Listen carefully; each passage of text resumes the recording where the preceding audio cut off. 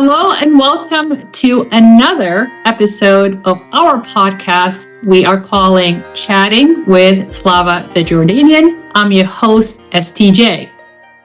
Our podcast is designed to have a space where immigrants, especially Arab immigrants, can come on to share their immigration story, their journey, their lessons. That way, we hopefully can inspire others that are attempting or planning to leave their home world and to embark on a new world for better resources, for better opportunities, and to improve their life for their families and their communities. Today, we have a very special guest, Dr. Ihab Ahmed Abdelrehim. Dr. Ihab came to the United States at age 2 with his parents in 1970 and got his PhD in physical analytical chemistry at UC Davis and worked in the semiconductor industry in the United States and internationally for 20 years. By the time he exited that world, he was one of 50 plus scientists worldwide that specializes in his failure surface analysis. So in 2016, he joined Greenwood Dental and he became the CEO of Greenwood Dental Group. And in 2024, he was the founder of the Greenwood Dental Franchise Group. So without further ado, I would like you guys to welcome our guest today, Dr. Ihab Ahmed Abdelrehim. How are you, Ihab, today? Thank you for coming on. Thank you, Dr. Slava. I appreciate it. I'm doing well. I'm doing very well. Yeah, absolutely. Very excited to dive a little bit into your intimate personal journey as an American Egyptian in the United States. Yes. Hopefully to get an insight of the challenges that you championed and the mindset that helped you really achieve the entrepreneurship that you have achieved. Sure. So let's start with just introducing your background, your family, your Sure.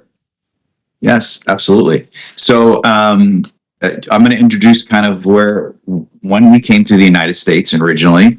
We came here in 1970, right around Thanksgiving. I was about 2 years old. My parents left Egypt for a better life for me specifically. I think that's kind of was the main reason. Well, at least that's what they told me. And they said that coming here will give me better opportunity for education, for jobs, things like that. And kind of that's the crux of it. And that's kind of what really motivated them to come to the United States.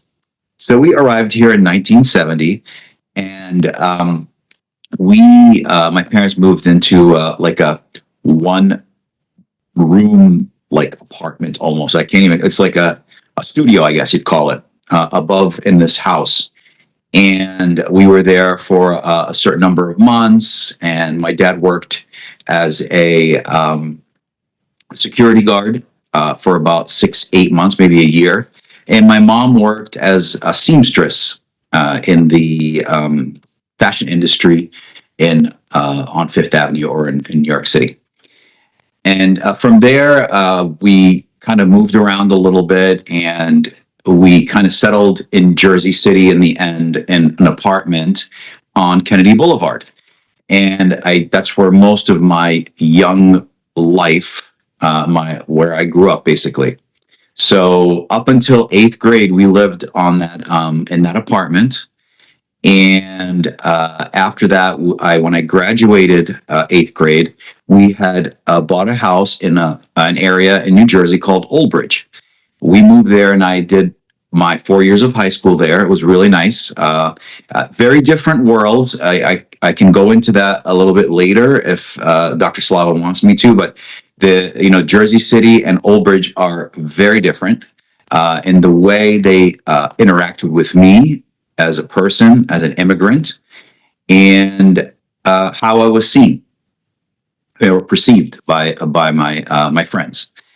And then from there, once I graduated high school, I applied to various colleges, and one of the colleges I applied to was Case Western, and the other one was Rutgers. And Rutgers was about 30 minutes from my home, and my mom really wanted me to go to Rutgers, and I really wanted to be on my own. So I really pushed to go to Case Western in Cleveland, and that's kind of where I started my college career. So in Case Western, I went in there as a pre-med. I was going to be an MD. One of my dad's dreams is for me to become a medical doctor. So once I started seeing that I didn't want to become a doctor from just different experiences. And, I even joined a fraternity, and several of my fraternity brothers were, moving in the same track, and they actually became MDs. So I ended up deciding that I was going to get my chemistry degree, which is what I was getting anyway. And I had done all my pre-med requirements, and I got a bachelor's in chemistry and decided to go get a PhD. So after getting that PhD, and my dad was like, you should still, you should become an MD. It's better. Nobody controls your life, which is probably true. As an MD, you kind of own your own business almost. But in the end, you're still kind of working for insurance companies. But in any case, I ended up getting my PhD in chemistry and then moving on to Rutgers to get my I did my postdoctoral fellowship at Rutgers with Professor Ted Mady, an excellent surface scientist, one of maybe the top 10 surface scientists in the world. And he was an inspiration to me and a great mentor. And that really kind of was my scientific mentor in the end, and including Don Land, who was my graduate advisor as well. During my stay at UC Davis. So after that, after my postdoctoral fellowship, I started working at a company called Evans East. And there I started doing something called SIMS, which I'd never seen before. All my PhD and my postdoctoral fellowship was working on looking at different chemical reactions on metal surfaces. And now I'm doing analysis on silicon with a SIMS machine, which I'd never seen, never touched. And I worked my way through the company and became an expert in secondary iron mass spec, which is SIMS, and probably one of the leading people around the world, scientists working with the SIMS instrument and analyzing silicon samples. So once after 20 years, of a semiconductor industry experience and working in various roles at the company, Dr. Slava asked me to come on board to help kind of grow Greenwood Dental, which opened in 2013. And I said, sure, why not? So I left my role at Cerium Labs. That was kind of at the end, and I joined Dr. Slava at Greenwood Dental, and I've been there 9 years now. And saw the company grow from one office to 3 offices. And just last year, we just added the franchise. So, that's where my journey is at this moment, working on the franchise and simultaneously working at the Greenwood Dental Partners offices. Yeah, and here we are. That is fascinating journey. It's funny when you summarize it, it's overwhelmingly impressive. Yeah. Because, you go through life and you just get it done, get on it. Yeah. Summarize it and you stack it that way. Yeah. Like how? Yes. It brings us to my next question to you, just for our listeners, especially the young entrepreneurs that they have a vision, they're leading, they're mentoring in their own professions. What was the mindset, or when did you realize you have a system, a belief system that fueled that drive to get your PhD, get into the semiconductor? Also, you did build clean rooms too, so you have an experience with that. And also, you owned at some point your own laboratory that Avogadro Analytical, yes. that was bought off. So they are in the crevices. They're extra stuff that you have done. And if you can share with our listeners, like I said, the mindset of Dr. Ihab Abdelrehim, and whether you have built a belief system when you were younger, when you were undergrad, or the belief system that this is exactly what I want, this is my vision. Did it start in graduate school, or when you landed, or when you got integrated into the semiconductor industry, which is something that you've never done before, nor it actually applied, right, to your degree? Your degree had nothing to do with Nothing to do with it, no. that. So if you can share that with us, that'd be great. So the belief systems and how kind of I moved through life, I would say started when I was young in Jersey City. I watched my parents kind of work really hard. I think, my dad worked once he was initially he was the security guard, and then he started a job with the it's now called New Jersey Transit, but originally it was called Erie Lackawanna. So and went through Conrail, went through different various spots and different ownerships. But in any case, he worked for the railroad basically, and he ended. And I watched him work overtime, and I think he worked 60-hour weeks probably at least, and worked weekends sometimes and holidays, and it was just to kind of keep us going financially and keep kind of a roof over our heads. And it was very interesting to watch. And my dad never graduated high school, and I heard the story many, many times from him and my mom. She would tell me that he didn't finish because he failed geography. So, and he had A's and B's and everything else, and he failed geography. And the funny thing is, and back then in Egypt, if you fail one class, you fail the entire year, which is kind of counterintuitive. You'd think that, okay, just repeat geography again.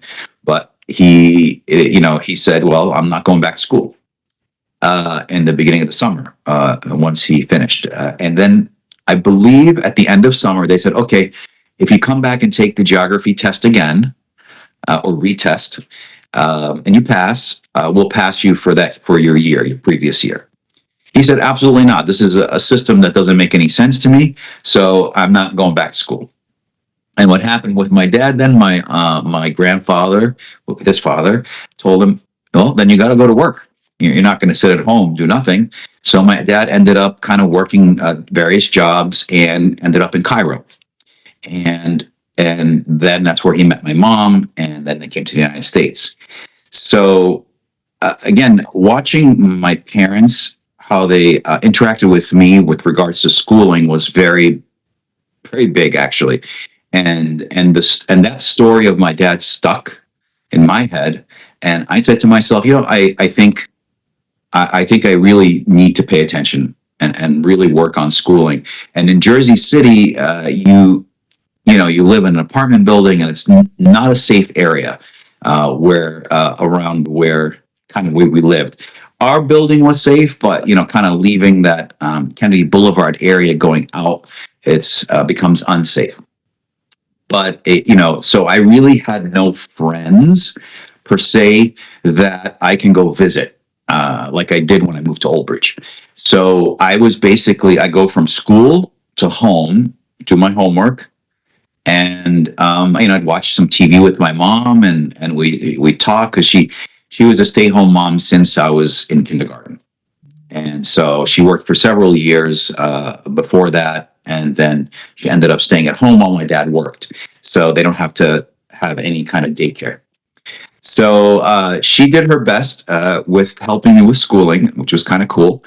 And my dad, I'll never forget it. He worked because he started in the railroad. He gets the worst shift when you first start. So he was the night shift, and he would come back in the morning before I left for school, and he would go through the multiplication table with me, which I hated. I hated the multiplication table. And it was all memorization. And it's funny, everybody uses multiplication, addition, and subtraction now, and it's just like the back of your hand. But when you're a child, it's like, oh my God, you got a table in front, you got to go through it. You're making mistakes 2 times 4, and my dad's going through it with me. The 1 times table was the easiest. The 2 times table was fine, and then you get up higher numbers, and it becomes a lot more difficult. So I was having a lot of difficulty with that, and he just kept on testing me every morning. I'll never forget it. And then it's funny, all that kind of culminated to me being really good at math in the end. But anyway, so, my mom and my dad had a certain level of skill sets, right? In math and science and English, obviously. And, once I got to a certain point in my life in grade, I was kind of beyond what they can actually help me with. So I had to end up helping myself because we had no money for tutors. So I would have to study on my own. And again, remember, like I said, I had to go from school to home. So I had no friends that I could work with, at their house or their home. So I ended up on my own doing these kinds of things on my own, math and science and English and history. So that was very difficult for me, but I got through it. And that was, I think, one of the things that really helped me elevate myself. And the other parts of my value system and is that we knew various families in New Jersey, in Jersey City specifically. And there were a group of Palestinian families we knew and a group of Egyptian families that we knew. And we would visit these families, or they would visit us. And they had some of the families had kids that were my age, close, or pretty much the same age. So I used to enjoy that interaction when those families came over or we went over their house. It wasn't fun when you went over somebody's house and they had a little toddler and you're you're 8, 9 years old. So there's nothing for you to do there. And those instances, and even when I was there with kids my age, my dad would have me come and sit with the men because the men would always separate from the women. So the women would sit separately and the men would sit separately here in different rooms. And so the women could relax and kind of have their conversations amongst each other. And you'd have the women had the head coverings. And what would happen is if they're alone, they can relax and take the head covering off amongst other women, which was nice. And so I'll never forget. There was a couple times my dad sent me from the men's area to grab my mom. We're going to leave or tell her something, and I'd knock on the door and walk in, and I could see the women starting to cover their heads like this. And quickly before I got in, and I was like, "Oh, I'm so sorry. I didn't mean to." My mom's like, "Just come in. Don't worry. You're young. It's okay." So she'd be like, "Yeah, it's fine."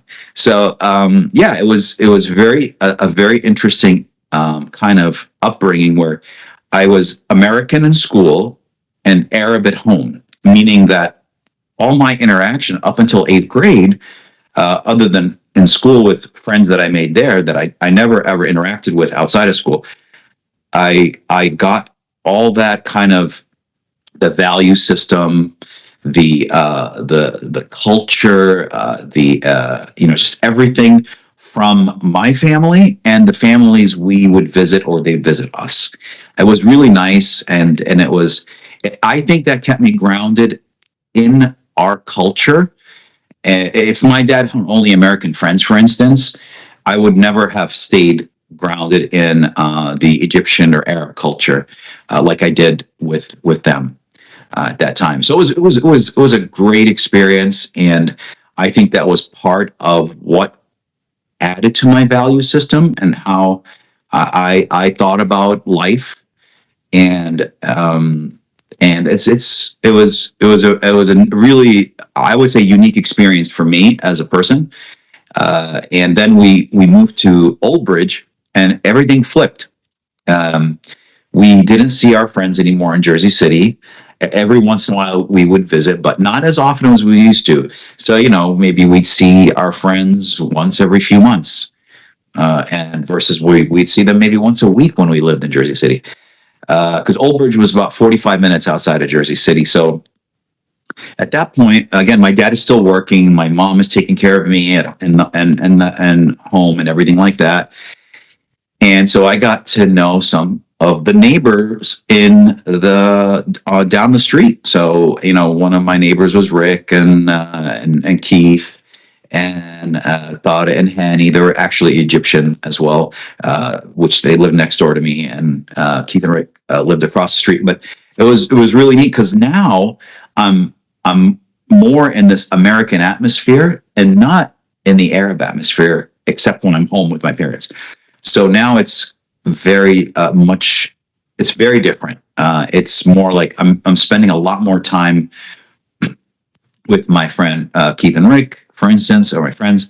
And my dad was still very strict, and he's always been strict about me being home in Jersey City, that I couldn't go out. But when we moved to Old Bridge, he kind of loosened up a little bit, but said you need to be home by 9 or 8 o'clock at night. You cannot stay out late. So that's kind of what happened, and that that went on for 4 years. And then once I went to college, and I came back for the first break, I think it was Christmas break.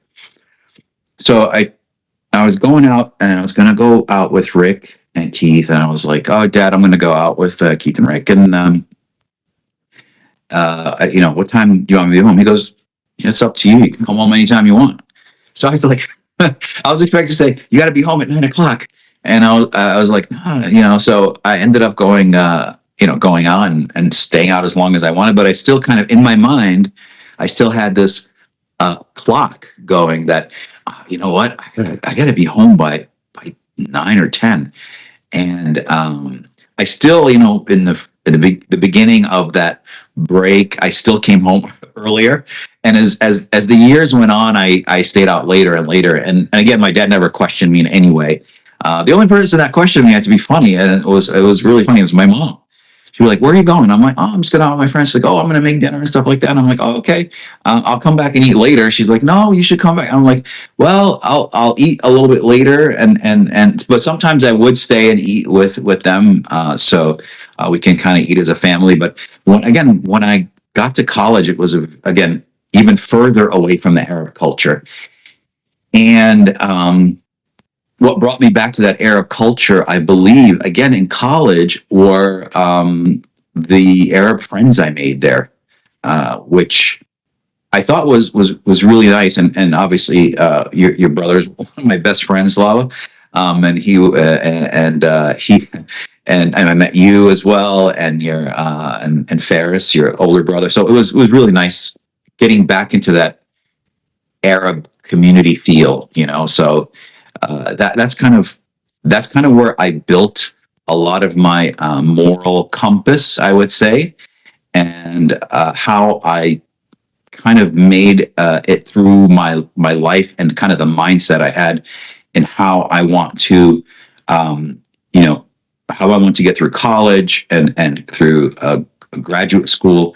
And I never thought beyond college when I was in college too much until the last year. And then when I got to my last year, I'm like, okay, I'm not going to go to med school. Let me continue on to get a PhD in chemistry, because I really liked chemistry. And the reason why I liked chemistry was a high school teacher I had in Old Bridge, Mr. Davis. He was amazing. So that's really what made me go into chemistry. It was funny. I think it was my sophomore year. I had first chemistry class with him, and it was amazing. So from then on, I was just like, I loved chemistry. It was like it was in my blood almost. It was weird. All the other sciences were good, biology, things like that, biochemistry, but this was something that I can really relate to. And I don't know why I could relate to it. It just clicked in my head. So that's kind of where I kind of brought me and how I thought about college and graduate school.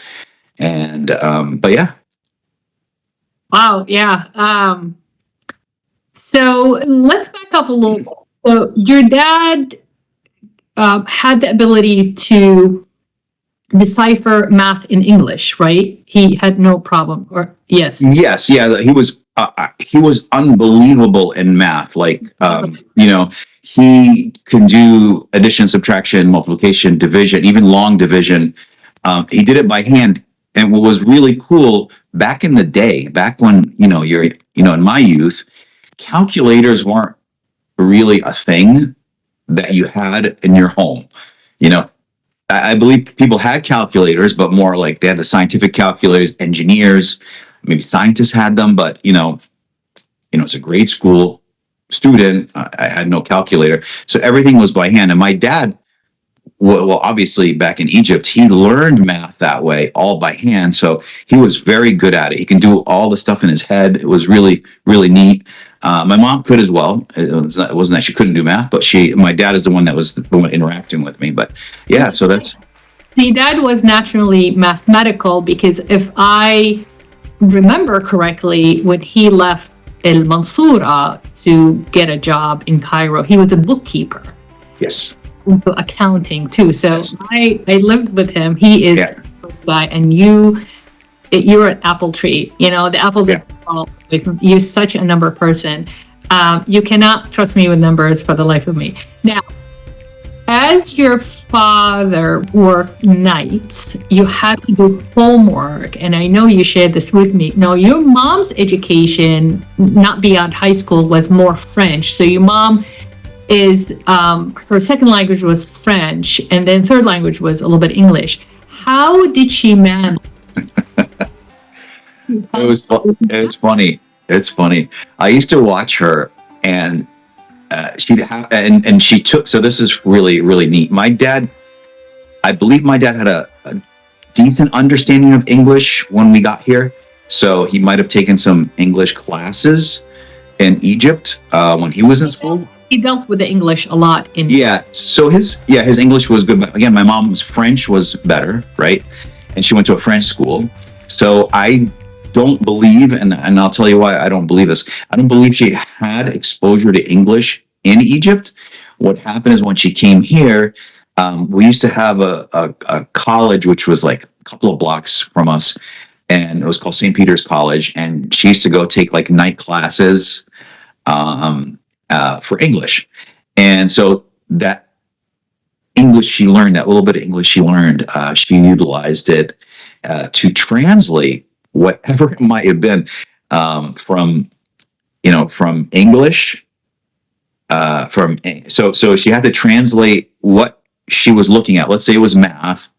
Let's say it's a word problem in math. She had to translate the word problem in English to Arabic so she can figure out how to solve it. And she'd have to kind of translate it back to me. And she's telling me this word problem in Arabic, and she's reading it to me, and she's like, this is kind of what it says, and I'm reading it in English.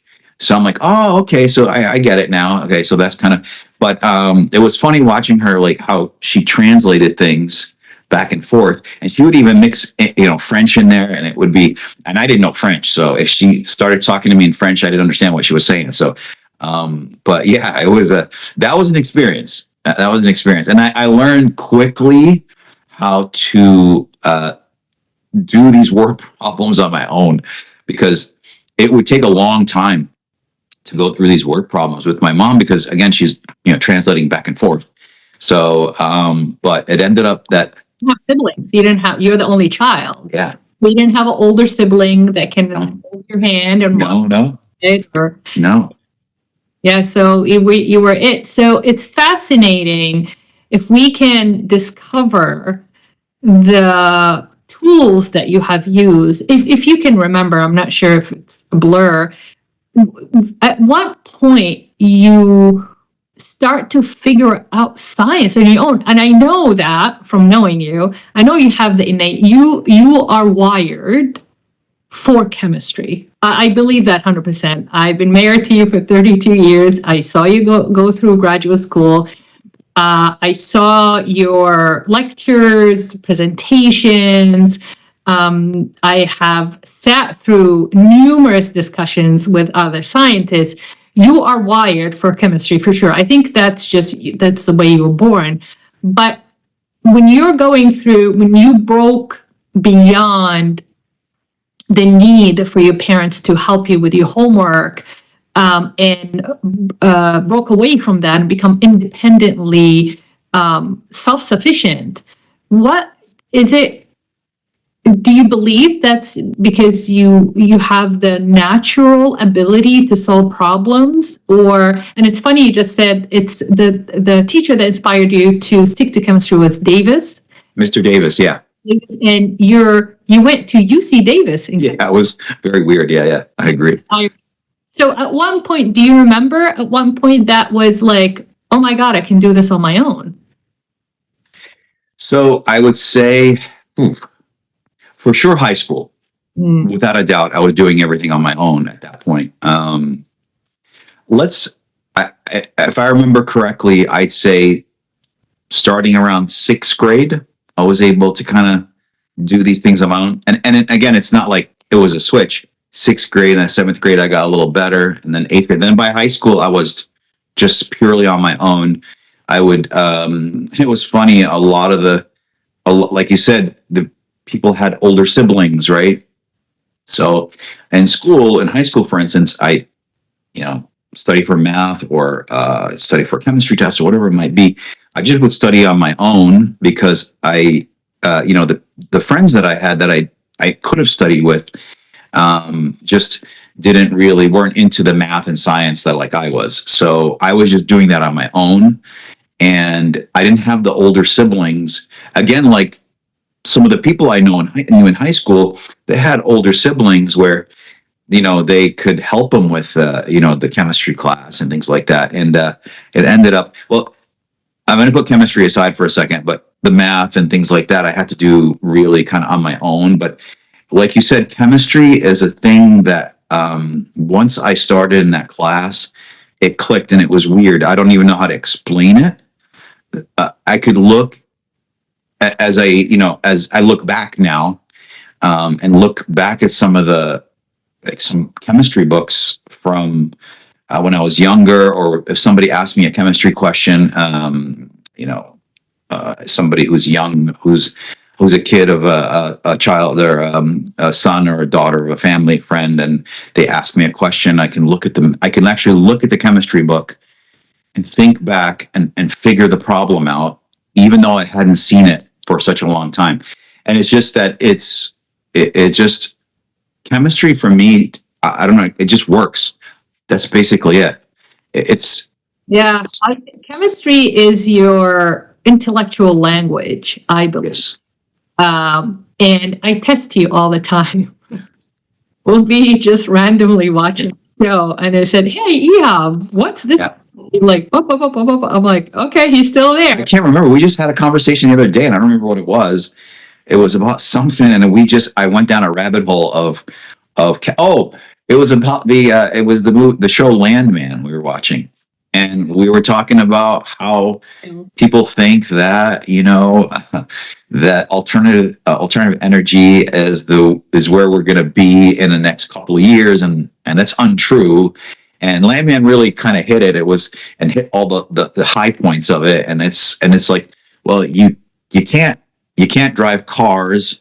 You can't, without tires that's made with oil, plastics in the cars are made with oil. Toothbrushes are made with oil. I can go on and on and on about everything made with oil, that you cannot get rid of this industry overnight.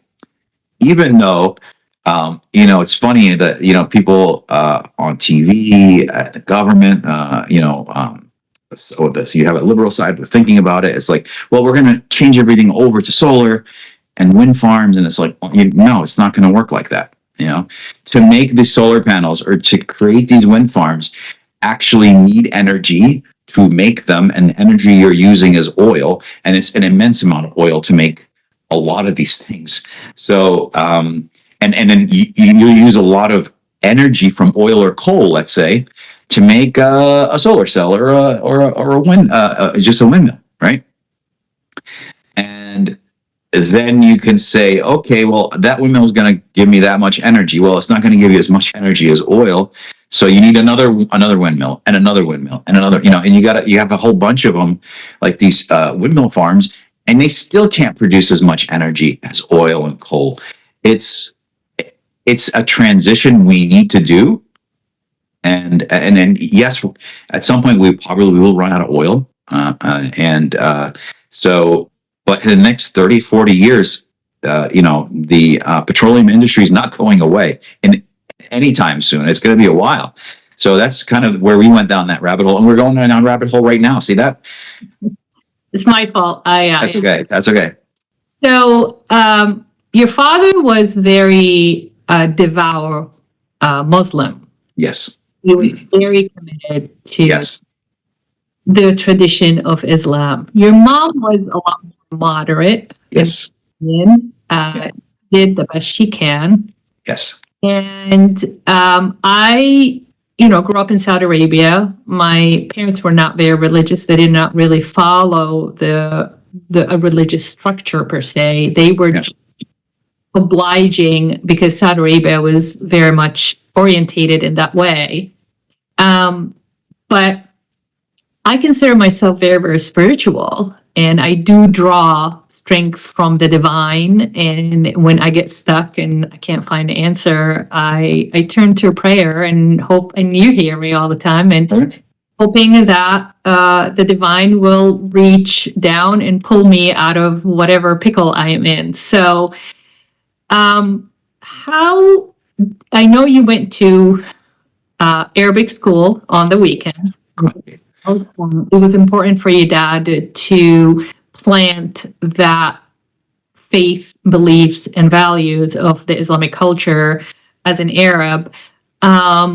What was going through your mind at that time as far as your relationship with organized religion and structured religion? Now, as a scientist, very renowned scientist, he achieved so much. I would love for the listeners to hear your perspective of the divine and your understanding of it. So, like you said, again, only my years in Jersey City is when I went to Arabic school and Islamic studies, and I go on the weekends during the school year, and then in the summertime I'd go 5 days, Monday through Friday, every week. So I had really no summers off, to be honest with you. I just was like either in an English school, American school, or I was in the this Arabic Islamic school. And I to be honest with you, I hated it, and the reason why is I was being forced to do it. And thinking back, I wish I took more in, absorbed more. And I absorbed as much as I could, but I didn't want to be there because, I wanted to have summers off, and I didn't. A lot of kids went on, you went on vacations in the summer, but I didn't. I had to go through school, and it was just it's what it turned me off towards the religion part of it, and even in the Arabic part of it. I spoke Arabic fluently with my parents, but the reading and writing was where you learn that in the school. I just didn't want to do it, and it was, it was not something like fun. Like if I had my mindset right now and I put it in my younger self, I would have sucked it up so much, and absorbed it. It would have been amazing. But again, you're a kid, you're fascinating now, because when you have, to my surprise, you had a lot of inquisitive questions about the history of Islam because I learned it in Saudi Arabia, and for somebody that is so inquisitive about it and very fascinated by it, I'm surprised you weren't into it, but probably because the setting was not as interesting or as exciting as you want to be. Now you're traveling the world, and Yeah. you appreciate it, you embrace it a lot more than even when I met you when you were like 20 years. Well, I'll tell you, when I met you, I think when I met you and your brothers, it was like, telling me all the stories from Saudi and what you learned and school and the religion. It started. That's how I believe is where it kind of started clicking in my head. Like, wow, this is really, really neat. And I sat and I listened to the stories of the prophet or some stories you tell me about Jesus and how kind of we see Jesus in our religion. And I was like, this is really, really neat. I wish I could sit here and just learn this all, and you guys teach me, and we would be there for years probably. But ended up that I think that's kind of where I reignited back to when I was young, and I didn't want to do it, and I'm like, oh, now I want to do it. I want to listen, but I don't have the time. We're gonna sit there and teach a class with like a professor. I mean, we're telling stories, as we're sitting there having some tea or coffee. So, but yeah, it was that's where it reignited me, I believe, in the faith. No, I know, I agree with you 100%. So your teachers, where they had a specific belief system that really constituted the way they conducted themselves. Yep. And the way they taught you, right? Yeah. So now teaching, we have a friend's son, he's doing Arabic and religion. Yes. Yeah. He's having so much fun. He's loving it because the teachers are a lot more modern. They make it fun, and even My teachers were not fun. They were not modern. Back when I was like, if I remember, I'll never forget. Like I wasn't interested in the subject matter, so I have some homework and I come in and I couldn't do it, and the guy would have me put my hands out and he'd slap my hands with a ruler. Yeah. And so negative reinforcement, right? Not positive reinforcement. So, which is something that, you think about. It's like, I learned in life, all my life, that positive reinforcement is what really gets a result. And negative reinforcement does not give results anywhere. And I'm talking about like when I was young doing the religion in Arabic, all the way to when I was working in the semiconductor industry, and I was teaching people how to do sims, and I'd watch other colleagues teach them, these newcomers how to do sims or any kind of scientific instrument, and they were doing negative reinforcement and how they were teaching them, and that is one of the things I learned in life early, that and I'm talking about from when I was in Arabic and Islamic school, that negative reinforcement doesn't work. And even my dad had some negative reinforcement. He was very strict, and he was very heavy-handed, I'd say. And it's the way it was for him when he was younger. I know my grandfather was like that too. So he was very militant about teaching, and if I didn't understand it, well, that's my fault. And, I should learn it, whether it be math or science or whatever it might be. But, and I really think the positive reinforcement, and this is why chemistry, I believe, rings true to me, is that Mr. Davis was very positive and made chemistry fun. And it's really weird to say that. A lot of people think that, well, chemistry, how's it fun? But he made it fun, enjoyable. He'd laugh and joke, and the chemistry problems he'd give you were just like enjoyable. And then he would, and we'd have lab as well. and he would do things where he would teach us something in the lecture, and then he would do it in front of you in the lab. Like, you take a certain material and you'd light it, it would light up a certain color, and that's because of just electron transitions, things like that. He would just explain it in lecture, and he'd do it, and it's like, wow, that's so cool that it's actually happening right in front of me. So that's kind of what that's that positive reinforcement, and that's where I kind of learned it. I think I learned that in high school, and I carried that through college, and then graduate school, and obviously when I started working, and that's how I would teach people, is what Mr. Davis, how he taught me. It stuck, So even when I went to classes in chemistry in college, and the professor was just dry, I was like, oh, it's okay. I'm just gonna read it myself, and I'm gonna enjoy it, because I enjoyed it for the 2 years I took it in high school, and it just kept on propagating. And I did have, actually, I'll say, Dr. Ocasio. I forgot about Dr. Ocasio. He was my general chemistry professor in Case Western. I think he was your general chemistry professor too, right, Dr. Ocasio? Great guy, and his class was fun. He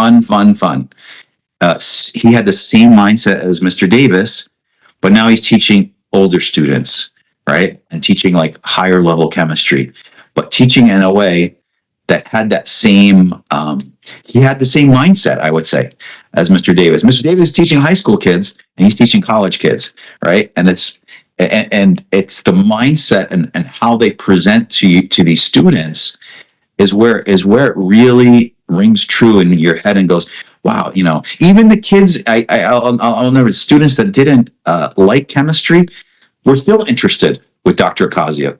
It was really neat to watch. So there were other professors that did general chemistry. Everybody wanted to be with Dr. Ocasio. So if you're with another professor in general chemistry, the passing rate with Dr. Ocasio is much higher than these other professors. So, well, I'm not sure how much more time do we have. I don't know. I can't tell, but I would like to touch on Egypt.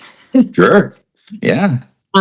Living here as an immigrant away from your home world into the new world. And unfortunately, both of your parents have passed. Allah yarhamhum, may they peace. You were the only child. And as we know that it's as we get older, it's harder to make new friends. So last time you were in Egypt, it was 40 years ago, and we just got back from Egypt. And can you really quick summarize the difference in the experiences between the two, being a 14-year-old and then a 55-year-old? So here's the cool thing. We just discussed this. It was really neat. I want to bring this into the perspective and the discussion here. The last time I went, I was in high school, and I want to say my freshman year. And if you remember, I was discussing how I didn't like Arabic class and Islamic class. That's the mindset I had going in, right? Going in. So in that mindset back then, I was a kid, right? So I remembered some of the big things you see, like the pyramids. I remember visiting my grandmother on the farm and trying to milk a cow, which didn't work. It was a disaster. A cow didn't like it either. I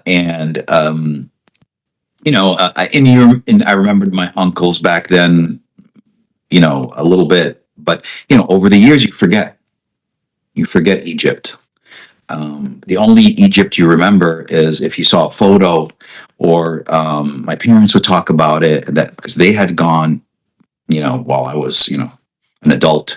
They'd gone a couple times, and they come back and say, Egypt has changed. It's not the way it was before. And I'm like, okay, I don't remember except these couple of big things that happened when I was in high school when we went.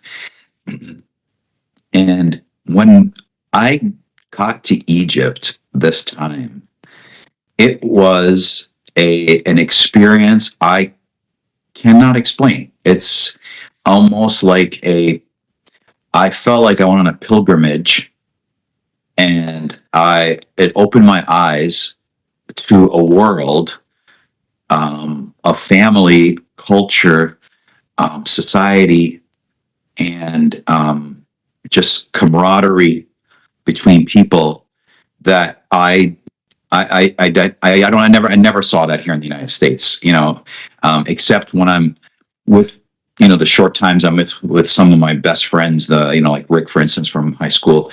We still have that kind of connection, but the friends we have here, you got to dinner with them, great people, love them. And then you go home and you're like, oh, it's me and Slava now. And the friendship is not the same as what the feeling I got when I got there in Egypt.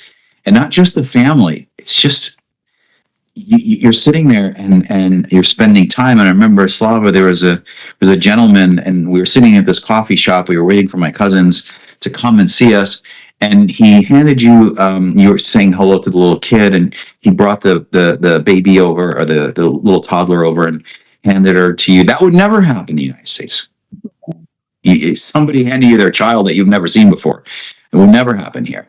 And then, he played with her, and then he brought an infant over, I believe, if I remember correctly.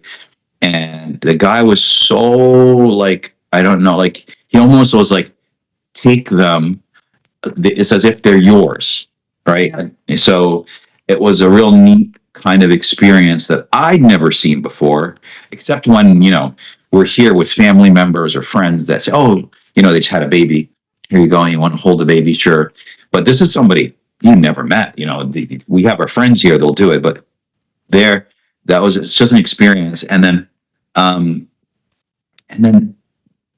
the wait staff at the restaurants and the people at the hotels, it was, they're not being nice because of their pay. To be honest with you, I'm going to be very honest here. It's not like they're paid like a lot of money there. They're not paid much, but they're nice because it's in the culture, it's in the blood. And that's something I not only saw, I felt. You feel it. It's a feeling you get. So, like, when I was leaving, I'm like, man, I don't really want to leave here. This is something like I really feel at home for the first time in a long time since my parents passed away. And of course, I'm at home with you. Obviously, we're married and everything. But it's that family, like extended family that you and I don't have here. We don't have this family. Mm-hmm. And my cousins, it was weird. My cousins, my uncle, their spouses, even, it was like I'd known them forever. Like I like as if they were living with me here in the United States, and I'm visiting them every week, is what it felt like when, within a day or two, everything started just to click. And even seeing my uncle the first time, we did FaceTime with him for a year prior to going in December. But when I saw him at the airport, it was like, whoa, that's my dad. Whoa, like you see him, like, you're coming out of the airport, and in Egypt, it's like these floodgates open, these doors open, everybody's coming out, out of the customs and stuff. Just custom immigration, you're coming out, and just floods of people, and then you have tons of people standing there. And as you come out, you're trying to look for your family members. Kind of. And the first person I laid eyes on was my uncle, and it was like it was easy to. Right. It was easy to see who he was. Right. Yeah. And then as soon as I saw him, then I saw my cousins. They were, around, coming in. So, but yeah, it was like, whoa. But yeah, that feeling of family, which is a feeling I don't think I had here, except for my small family with you and my parents and my cousins and Maryland. But again, when I was there, it's like my cousin would visit my uncle often, and my other cousin would visit my uncle as well, and he would visit them in their homes and spend time with them.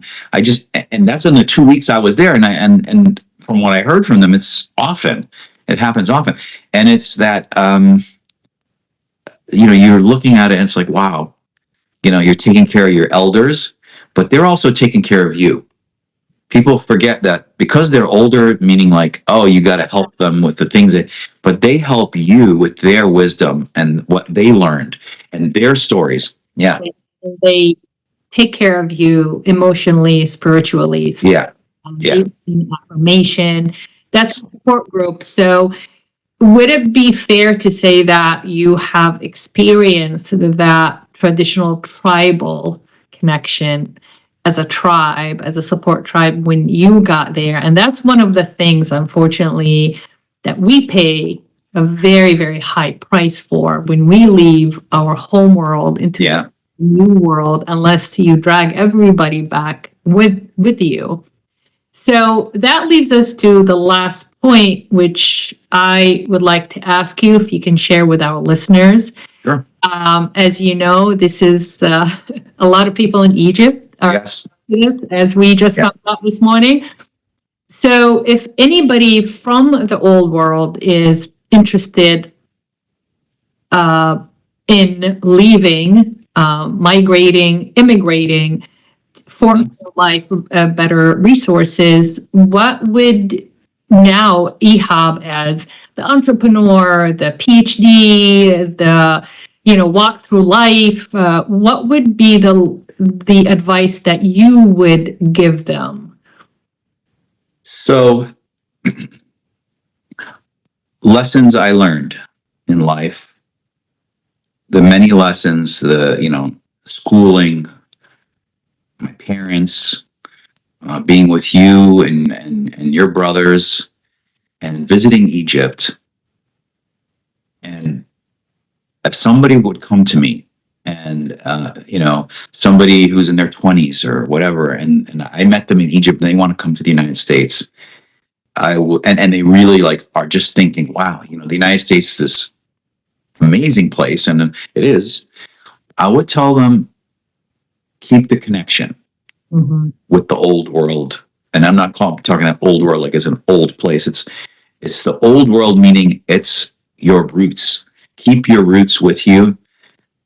Even take some of those roots and plant them here in the United States, because it's what is going to connect you to the world, to this earth, and to your family. And that is what I learned. That family is number one, right? And I never thought that when I was young. I'm like, oh, I'm going to go out with my friends, and, I'm going to do this, I'm going to do that. You know what I'm saying?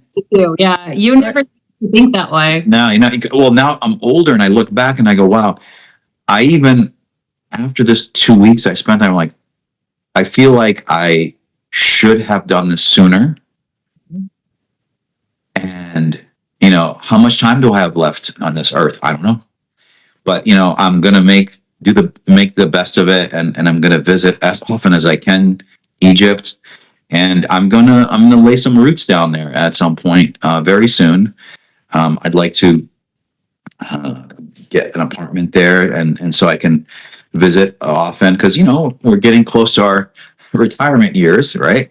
And, I'm still going to work, but I think that, that going there and spending a little more time there would be something that would not only feel good, it heals the soul, I would say, so I would give those youngsters that, or not even if they're not young, they don't have to be young, keep that connection. And it's good to have both worlds together. That combination is a good thing. But never lose the world that you come from, because that's your identity as well as the new world. You'll create an identity here. So you'll be unique. Yeah, my dad told me that never, ever, ever, ever forget where you came from. Yeah. And we have mentioned in previous episodes that we are in the advantage of having that hybrid culture in us. Yeah. We build or we gain the multicultural adaptability, and that's a beautiful thing. When we're young, we want to be or this or that. I want to be American, or I want to be old-fashioned. Now we learn that it is a good thing to be both, and if you can just remove or within, I am an American and I am an Egyptian, I am a Jordanian, and that's a huge advantage. But the world right now is ready for that. The world is a lot more tolerant to that. The world is a lot more ready to embrace people that, multi-language, multicultural, and then because the world is connected more than ever, and the world is such a small world right now, especially with all the technology that can reach out, live with people, and talk to people 100%. It sounds like Egypt put things into perspective for you, Ihab. Yes, it put things into perspective, and it was life-changing. Yeah. I'd say that I would say that would be the really big thing. It was just life-changing, and I do miss everybody there, and I can't wait to go back. So we'll kind of figure out our next trip at some point. But again, when somebody comes here, keep that Egypt inside you, and be happy as you are in Egypt, and kind as you are in Egypt, even though the people here sometimes are not as kind to you. Don't lose your identity. Don't lose who you are. And it's something that I learned from my parents, that not to lose who I am. So I was always, even though I didn't visit Egypt, that part of my life with my parents, of them telling me, don't lose your identity, be somebody unique. And my mom would always tell me, don't get upset at things. It's okay. Things happen. You just got to let that go and move on to the next thing. And that's kind of how I move through life a little bit. So. And we tend to create our belief system as a combination. We pick what we like from our parents, and a little bit from Yes. So, and I see that in you a lot. Yeah. Analytical mathematics and the thirst for justice. You're always about what's right, what's civil, and that's that your mom too. But the spinning a positive on everything that comes. Your dad was very. Don't get me wrong. I loved him. Allah yarhamu. But he was very cynical about things. He's just like, It was very cautious. Your mom was like, happy-go-lucky, let's just do this. And the best kind of thing. So exactly. The social butterfly, which you are, she was funny. You got her sense of humor. So it's fascinating how we adapt and we pick what serves us from each parent, and that becomes your own belief system, because like I said, it will constitute the way we conduct ourselves. And I see you conducting yourself on a daily basis as an outsider, as an observant, that sometimes there goes we have. So you switch forth, and because you're the only child, I have nothing to compare it to. You don't have a sibling, either or, because they say the gene gets severed and it will split even to more of the little pieces of your parents among the siblings. Thank you so much for your time. That was, I never get tired of hearing about these stories, because I get to relive your parents, and you know how dear they are. They were. Absolutely. Allah yarhamhum ihsan ilayhum. So guys, thank you so much. We are reached the end of the hour. Thank you, Ihab, so much for making the time. I know how busy you are, and typically Monday is your admin day on emails and calls and stuff. And I'm sure we're gonna get a lot of likes on this one, and I'm sure you're gonna end up coming back to the space to share even more stories. And more laughs and more memories with us. So thank you, everybody, for listening to our episode and joining us today. And I just want to remind you guys, that our podcast is available on Spotify and Apple and on YouTube. It's available for you even as a video for you guys to watch and also listen wherever you are, whenever you are. And please, for the sake of humanity, continue telling your story, because that's what helps us learn, and that's just one of the many tools we communicate with each other. And if you have enjoyed this, please like and share so we can get inspired and get motivated and get encouraged to push even more stories. Yeah. Hopefully you guys get inspired and learn from this. So thank you so much for listening, and see you next time. Bye. Thank you.